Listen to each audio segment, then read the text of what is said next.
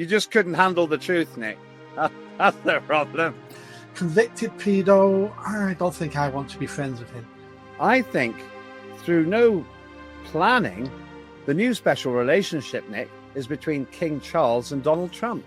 We're all crying out for a leader.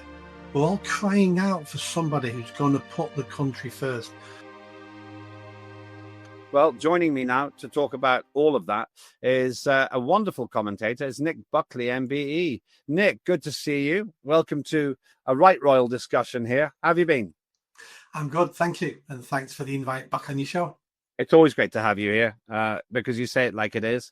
And I've never been able to bully you into agreeing with me when you don't. And that's how it should be. Now, just for context, we're filming this in the middle of the visit, so it's not all finished yet. It hasn't ended, and those watching in the archive can compare what we say with what happens. But what's your take on it so far? As I said in my introduction, my take is that Donald Trump had a great night with the American ambassador in the United Kingdom. They get on really well. He'll have had a great day with King Charles because they're intellectually compatible. And he's going to have a pretty poor day with Keir Starmer because they're just in different divisions. I think Trump will get everything he wants out of this visit because everything he wants will be personal. He likes the UK. He loves the UK. The UK and America have got a really close relationship. It's not always perfect. He gets to meet the new king because he loved the Queen. And he will get everything he wants. No state visit ever happens and then deals are done because of the state visit. Those deals have taken months and years to be done if they've been done. And the state visit is just a PR opportunity to announce those deals. So nothing will get done over the next few days that hasn't already been signed off and it's taken years or at least months and months to get to. Starmer is invited in because, let's be honest, most of the Western world, most of the world needs to be on a good side of America because America is still the world power, still the world economy. And you'd be a fool to reject America and what it can do for you in your country. But Starmer's going to get nothing out of it. He's going to get a headache from the far left. But state visits are not about sitting governments and sitting presidents. State visits is a way of keeping our countries close together. And that depends on whoever the country is. That's what state visits about, is to say, we're friends, we're allies. It doesn't matter who's in power. We've got common interest. And this is a way of us going on a date to show everybody we're still friends. So there's a difficult backdrop to this, of course. The now infamous fiasco caused by Starmer himself of the Peter Mandelson relationship with Jeffrey Epstein. And just to remind you of my position, Nick, Peter Mandelson made an interesting choice of best pal in Jeffrey Epstein, but it's not his fault that Keir Starmer appointed him as British ambassador. All of this had already happened. And there's no doubt that the Secret Service and the vetting people already knew all about it. So Keir Starmer has caused a total mess by not saying, yes, I knew all about it. It was a risk, but it's been vindicated by Peter Mandelson's good performance as the British ambassador, and the buck stops here. He could have said that. But instead, Nick, what he said was, oh, well, if I'd known what I know now, then I would never have appointed him, which means he's basically saying he's lying, which he did know, or he didn't know, in which case he's incompetent. So the whole backdrop to this state visit is caused by the fee. Oh, sorry, I lost you for a moment. Are you there? Okay. Yes. Yeah. Sorry. Okay. No, you just couldn't handle the truth, Nick. That's the problem. That was a Secret Service breaking in there. I'll say it again. That the whole problem with the Keir Starmer Mandelson thing is caused by Keir Starmer because he either was incompetent and didn't know what everybody else knew, or all the important people knew, or he's lying. And that in itself is going to cause a lot of problems between Starmer and Trump, even if we don't see them publicly. So I don't for a moment imagine the press will leave this alone during the press conference. There's quite a few things we need to discuss when it comes to Peter Mandelson. The first thing is you can't blame somebody for having a friend who turns out to be a pedo. That could happen to anybody. But once you realise they're a pedo and have been arrested, they've been convicted, at that point, you should say to yourself, I don't want to be friends with this man anymore because he's convicted pedo, just like Prince Andrew should have done. Convicted pedo, I don't think I want to be friends with him. Peter Mandelson didn't do that. He remained friends with him, active friends with him, while he was convicted. That's the issue here. Now, the ambassadorship to America is the most important position that you can imagine in any country. Everybody wants to be on the best side of America. You should send not only the best person for that job, you should send someone that the sitting president actually likes, because you're going to get a better deal. It actually should have been, I would imagine, it should have been Nigel Farage. He should have been offered that job. It would have been politically incorrect to do it. But I'm all about this country. So I'll work with my political enemies. I'll work with people I dislike if it's for the benefit of the country. So Nigel Farage would have been perfect for that position.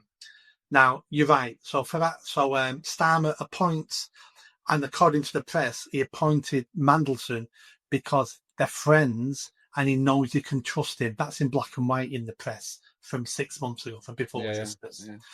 So he appoints him, and he should have known. One of the questions should have been, all right, Peter, you were friends with Jeffrey Epstein. Is this going to come back to bite us? That should have been one of the questions. MI5, MI6 would have put a whole dossier together on this. This is one of the most important positions in any government. And so but when the government's in a death cycle, everything they do is wrong. Everything they do to try to correct the death cycle just makes the death cycle worse. And this is one of those things. They appointed someone from New Labour who knows all the right people, and he thought this will save me. But the death cycle pulls everybody with him. Now, this is the thing. Once again, I don't want to focus too much on Peter Mandelson. We've talked a lot about Mandelson and so forth, and Starmer on the station.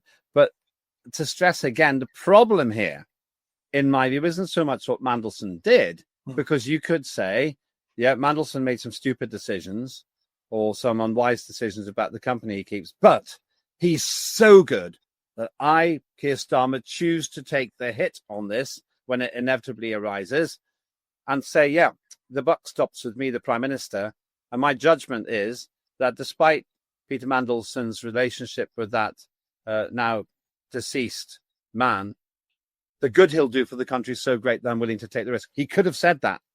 And then it would have been a leadership position, which you can agree with or disagree with, but at least it would have looked like he owned it. Instead, he flip-flopped. First he said, this man's got my full confidence. And then within hours went, well, actually, he hasn't. And that looked terrible. Now, compare that to Donald Trump. Donald Trump, a man who was shot at. He nearly got killed. And his immediate action was to be utterly defiant. I mean, it was one of the most impressive moments, in my view. Some people say it was staged, but I don't think that you could have really staged it. So we've got this. We've got Peter Mandelson and Keir Starmer looking like that, and I think they've probably got a picture of the of the shooting incident. I'm not sure, but it was just this vibrant moment of power, and I think it sums up the exact problem. There we are. That's the picture. A moment of defiance, which I believe was authentic. I think he was within an inch or 2 inches of losing his life. And that seems to me to be the difference between Keir Starmer and Donald Trump.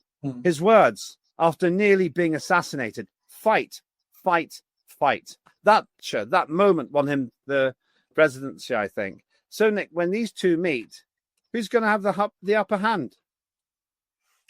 It's going to be Trump for many reasons. And it would have been Trump if Keir Starmer was on the top of his game. It'd still be Trump because Trump is the president of America. Now, he's going to have the top hands on this because Starmer can't think on his feet. It looks like Starmer is just a middle manager. And there's people behind Starmer telling him what to say, what to do, what his policies are and how to be Prime Minister. He's not a leader. when Trump was shot in that photo, the Secret Service tried to drag him off stage. He wasn't having it. He stood up, pushed them away, and went, fight, fight, fight. Because the job of the Secret Service was to save him, get him off the stage. There could be another shooter. He wasn't having any of that because he's a leader. He doesn't follow anyone. It's his way or the highway. And Starmer's the complete opposite. Starmer's the sort of person who says, can I say this? Am I allowed to say this? Should I do this? A leader says, I can say whatever I want. I'll do whatever I want. And I'm the one making decisions here, obviously within the law. And they're just complete opposites.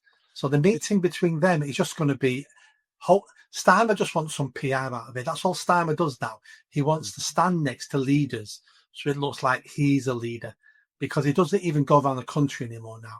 When was the last time you seen him in public in the UK? That's a good point, actually. Yeah, that's a good point.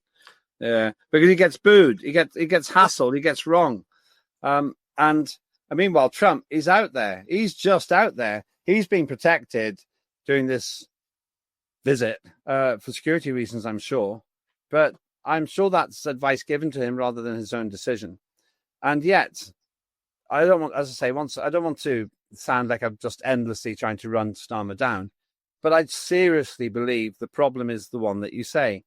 Trump will win here because he's intellectual and leadership superior. Starmer is a pen-pushing middle manager who wanted to be prime minister but doesn't know why. Trump came back into politics because he felt so wronged by the things that he feels were done to him. And he said so. He said, I'd left politics, but I had to come back because I was enraged by what I saw. Starmer's never had that eureka moment, in my view. That's great, which isn't Donald Trump. There's no going backwards with him. But I have to say that the amount of drift that we're seeing from the Labour Party now is phenomenal. Can I give you an example of the difference between those two leaders? Yeah, go on. Yeah. And it's in the press today. Donald Trump has ordered the American military to kill, to assassinate, to blow up South American drug smugglers who are using boats speedboats to get to America. So yesterday, I think it was yesterday morning, they blew up a speedboat with 3 Venezuelans on it. All the drugs are splashed all over the ocean now, and no court case. They weren't arrested. It was only intelligence that led him to do that. But that's his new policy. His new policy is, if we think you have a drug boat coming to UK and we've got intelligence, we're going to blow you out the water. That is the sort of leader we need. That's a sort of leader who solves problems. He looks at the problems and he goes, right, how do we solve this? And and he looks in the room of all these advisors and he goes, don't any of you tell me what can't be done. I just want a solution. Don't tell me that can't be done. Tell me how it will be done. Keir Starmer, in the last 2 days, has had planes, French Air France planes landing at a British airport, waiting to take illegal immigrants back to France. Yeah. And both those planes have took off empty because human rights lawyers like him, human rights lawyer, have stopped the flight. That's the difference between the two leaders of two different countries. One gets shit done, and the other one is going, well, this is against the rules. We can't do it. And this is a classic example of it. Yes. Watch what happens when Donald Trump drops his papers, either on purpose or by accident. And let's see Keir Starmer's response. There he goes, groveling about on the ground. To Keir Starmer, I would have done that because I'm a polite person. So if that would have happened, I would have bent down and pick him up. But I can understand the optics of that. The optics look like he's being subservient. But do you know what? It's English good manners. Okay, I think though, maybe I'm being unkind. I think I've got to be fair on this. You make me feel a bit ashamed of using the example, but it feels to me like a visual summary of the relationship. Yeah. So, okay, maybe that's an unfair analogy, but when they talk, it's Trump who talks about free speech, and then Starmer said, free speech has been around for a very long time in Britain and will be around for a very long time. But it's not.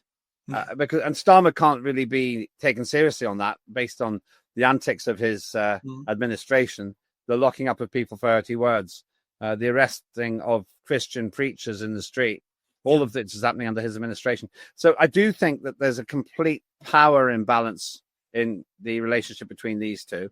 But let's talk about something. I'm going to share a theory now, and I'm interested to know what you think about this. My theory is that we do have the makings of a really special relationship once again. And it's not thanks to Starmer, it's thanks to King Charles and Donald Trump.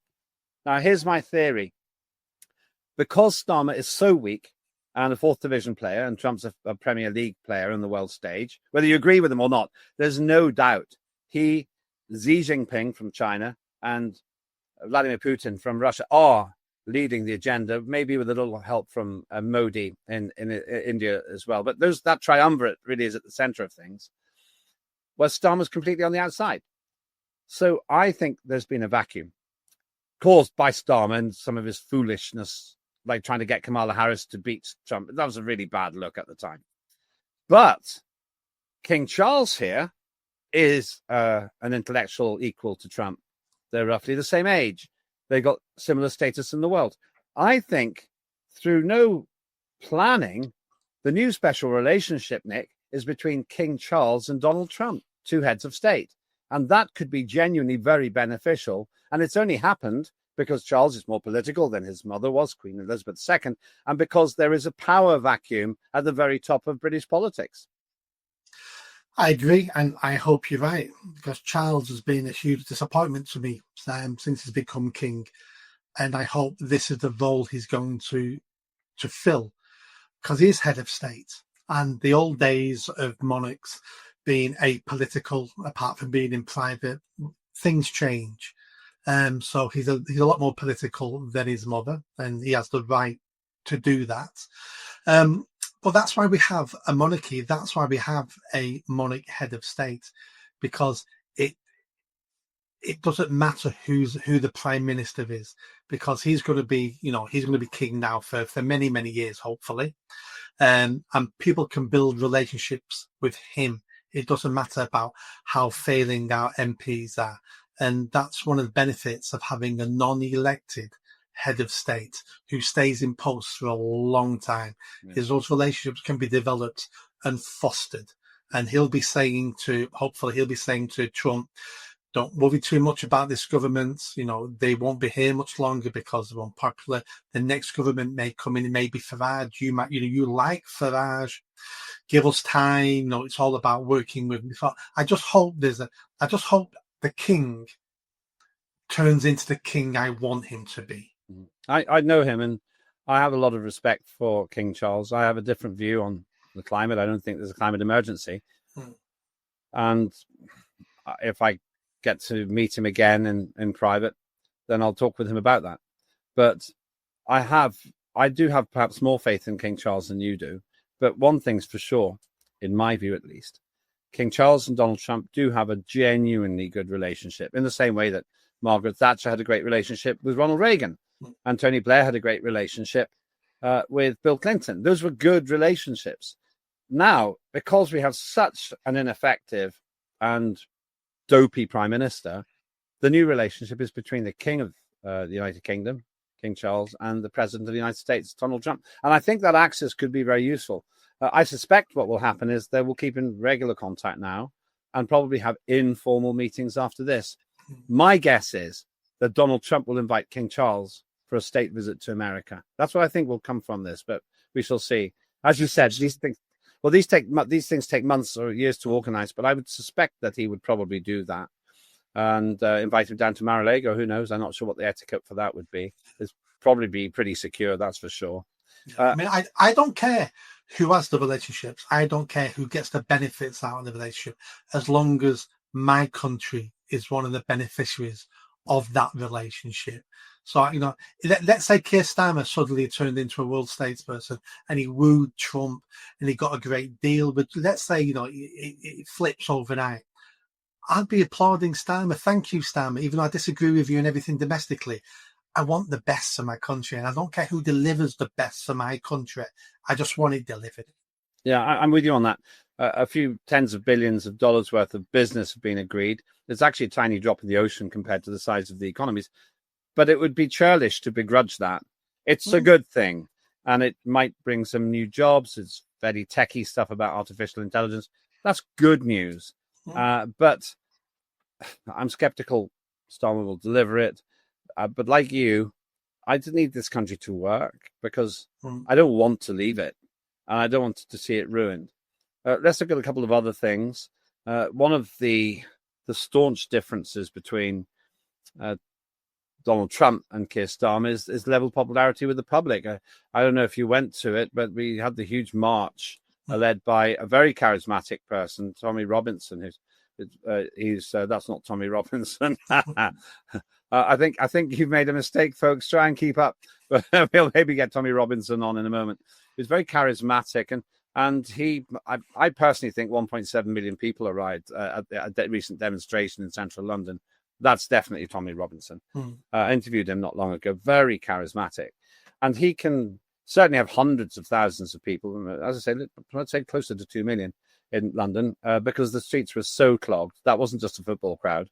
That was a fifth of a city's worth of people, and so there's no way Starmer could possibly get people going enough to rally like that. And they don't speak like him. I mean, Tony Robinson's a tremendous orator.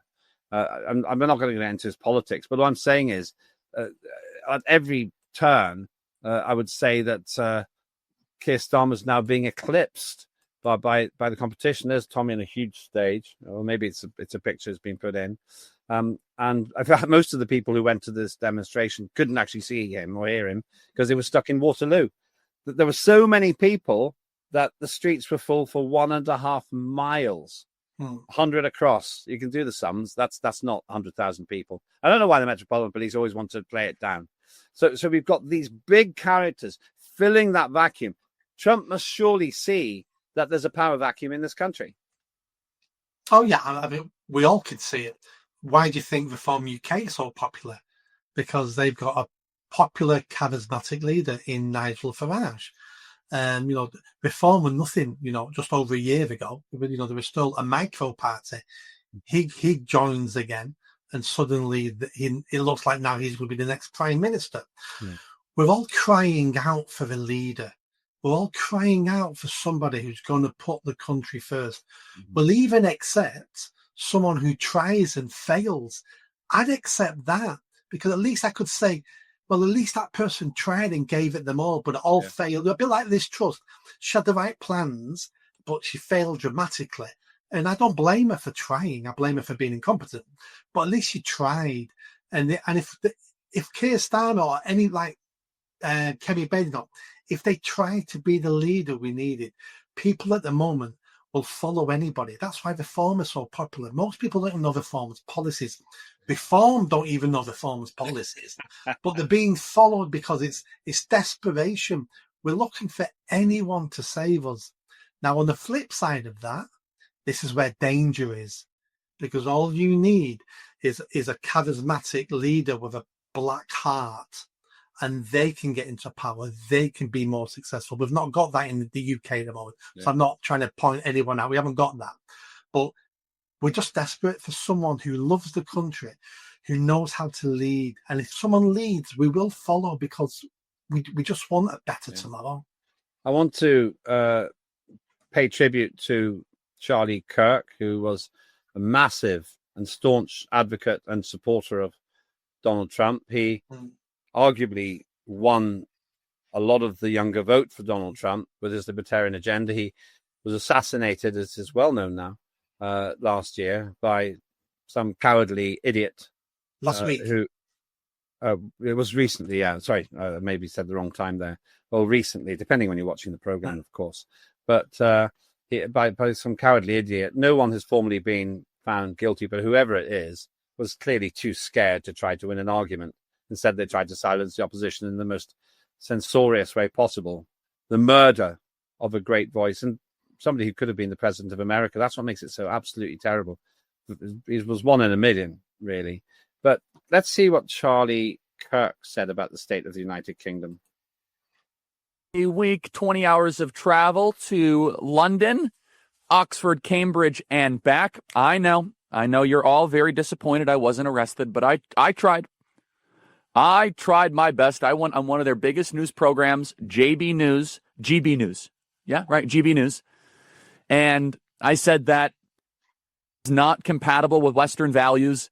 And it went very viral, and it was so funny. The production team afterwards at GB News was like, wow, you said that. I'm like, wow, you guys are so British. You should spend some time in America. Our Overton window has moved a lot. The UK is very important to talk about, not just because what's happening in the UK, but also the ramifications here is the UK culturally felt like America before Donald Trump went down the golden escalator. They're in the abyss, but culturally, there is this kind of silent, are we allowed to say this? Are we allowed to challenge this? Are we allowed to talk about this? Are we allowed to question this? And Donald Trump will be in the history books for so many reasons. For isolating the Chinese Communist Party, for shining light on the southern border. But one thing I don't think he gets enough credit for, one thing that I think that gets forgotten in the story of Donald Trump, which, by the way, we are now coming up on a decade of Donald Trump. Next month will be 10 years since he went down the golden escalator. A decade. Complete domination of the Western mind for 10 years. And it's fitting that I went to Oxford and Cambridge and spent time in London before that 10-year mark because it feels so similar. Because once Donald Trump went down the golden escalator, he gave people permission to speak. And that's the point. He gave people permission to speak.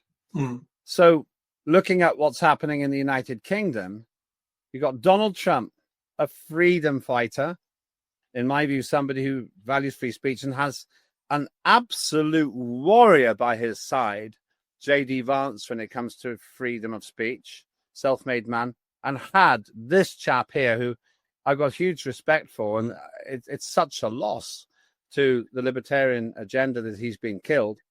And then you got Keir Starmer, who doesn't really even understand what free speech means. No, absolutely. A lot there. Let's talk about Charlie Kirk first of all. Charlie Kirk was a man who wanted to change his country through a million conversations. That's what he did. He spoke to people. He sat down and spoke to people.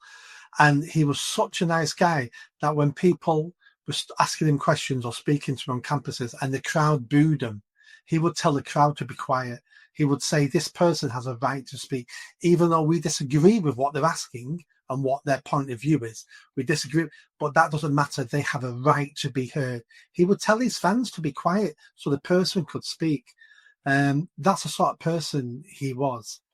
I think you missed something out, which I think has definitely changed the UK, and that's Elon Musk buying Twitter. 2 years ago, I had a lifetime ban on Twitter. No warnings. I got banned overnight for criticizing somebody from Ukraine. Elon bought Twitter, and suddenly people in the UK could have conversations again without being kicked off the platform, without being worried about stuff. So then we started talking about immigration, illegal immigration. We're now talking about mass deportations. We're even talking now about remigration. All of these things were unheard of 2 years ago. And we owe Elon Musk a huge thank you for that, as well as Trump, as well as Charlie Kirk and many others. But I think Twitter was a game changer when that became a free speech platform. I have a lot of time for Twitter, and I've taken it, or X as it's now called.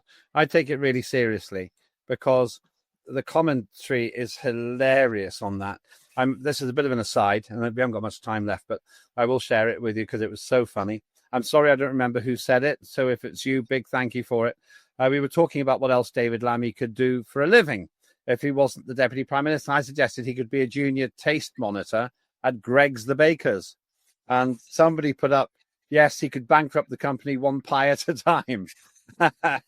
So the collective consciousness in X really is free-minded, and some people criticize me on it, but it's a free speech environment, and I really like that. I think that the late Charlie Kirk was absolutely right in what he said in that clip that we just observed. And it just makes me so sad. I regret not following him more. I regret not having had the chance to interview him, in fact, Nick, because I think even though he's half my age, or he was half my age, he certainly has giant thoughts. And I think I could have learned something from him too. Now, we've just seen Charlie Kirk there in full flow, 31 years old when he was gunned down. That, to me, was substantial, what he was saying.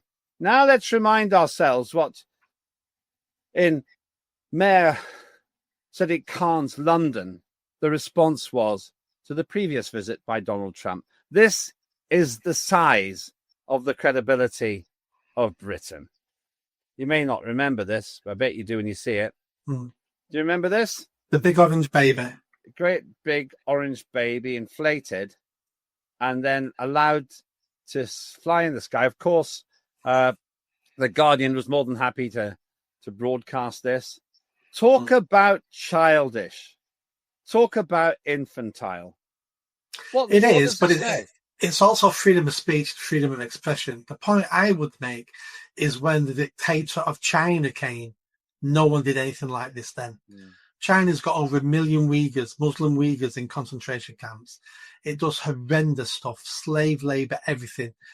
The mayor of London didn't say a thing. There was no demonstrations. But when you've got the biggest democracy in the world coming over, then we can all be childish and do this for him, but we can't do it for real authoritarian regimes.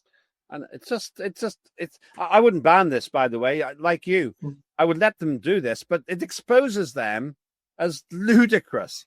I don't think Donald Trump will have been shaken to the core by this. Perhaps he was even flattered.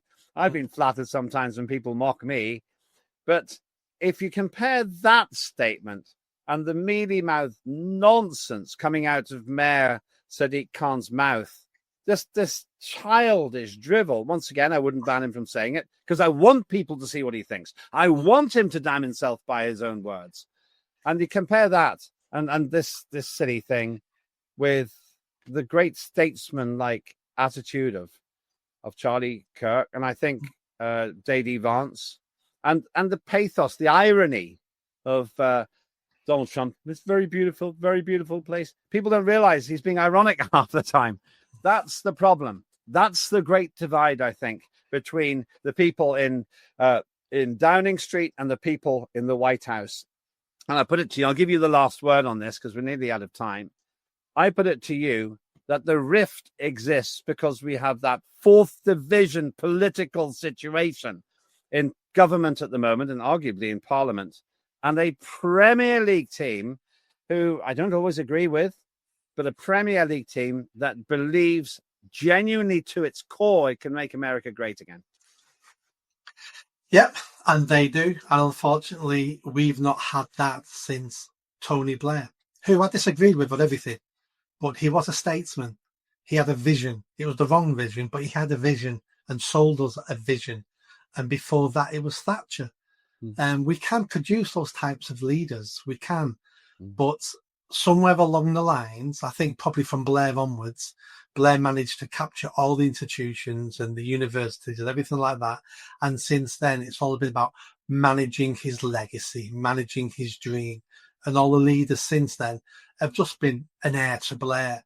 And we need to break that. We need to break the post-Second World War globalist, pink and fluffy agenda.